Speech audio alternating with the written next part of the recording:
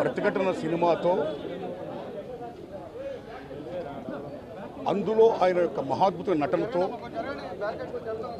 యావత్ ప్రపంచ తెలుగు జాతిని కూడా ఒక్కసారిగా ఉలిక్కిపడేది చేసి ఎంత మహానటుడినా అని మెప్పొందిన మహానటుడు కోట శ్రీనివాసరావు గారు.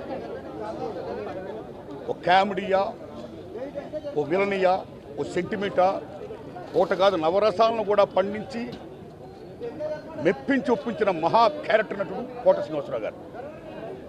ఒక రాజనాల్ గారు ఎలా చూసాం, ఓ కైకాల సత్యనారాయణ గారు ఎలా చూసాం, ఓ రావు గోపాలరావు గారు ఎలా చూసాం, ఓ కోట శ్రీనివాసరావు గారు ఎలా చూసాం. మొన్నటి దాకా రీసెంట్గా ఆయన శకం ముగిసింది.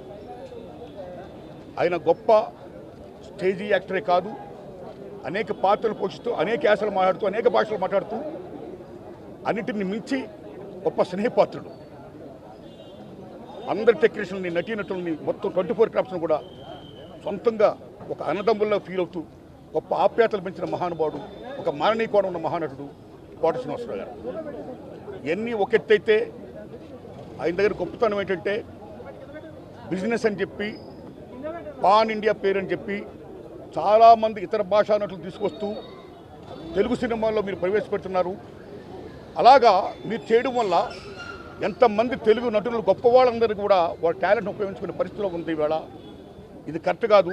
తెలుగు నటుల యొక్క, నటీనటుల యొక్క టాలెంట్ మీరు ఉపయోగించుకోవాలి అని ప్రశ్నించినటువంటి స్వరాష్ట్రాభిమాని, 2 రాష్ట్రాల అభిమాని, తెలుగు భాషాభిమాని కోట శ్రీనివాసరావు గారు. అన్నింటిని మించి వీటితో పాటు ఆయన రాజకీయంగా కూడా అమోఘంగా రాణించాడు. ఆయన విజయవాడ తూర్పు నియోజకవర్గంలో బీజేపీ ఎమ్మెల్యేగా గెలిచారు. ఆయన అక్కడ ఆయన ముద్ర వేశారు. ఆయన కమిట్మెంట్కి రాజకీయ పరంగాన, సామాజిక పరంగాన, కళారంగంగాన, ఏ రంగంగానైనా సరే ఆయన కమిట్మెంట్కి హ్యాట్సప్ చెప్తూ ఆయన లేని లోటు తెలుగు సినిమా పరిశ్రమకి పోర్చలేనిది. మహాకవి ఆత్రేయ గారు చెప్పినట్టు పోయిన వాళ్ళందరూ మంచోళ్ళు, ఉన్నోళ్ళు పోయిన వాళ్ళు తీపి గుర్తులుగా, ఆయన తీపి గుర్తులుగా మనందరం ఉంటూ ఆయన ఆశించిన గొప్ప తెలుగు పరిశ్రమ అభివృద్ధి యొక్క ఆ దశకి, ఆ ఉచ్చ దశకి చేరుకోవాలని పయనించాలని కోరుకుంటూ God bless his soul, God bless us.